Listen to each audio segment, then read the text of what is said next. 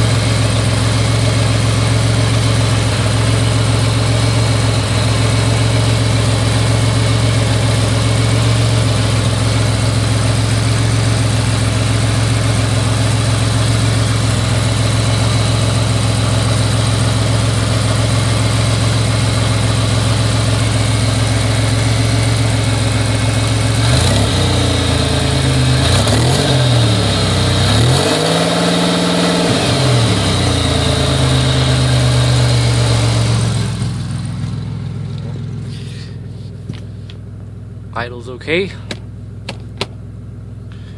Really, nothing going on other than morning starts. No check engine light.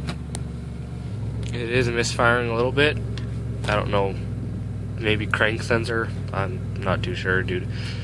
Any input would be great. Thank you.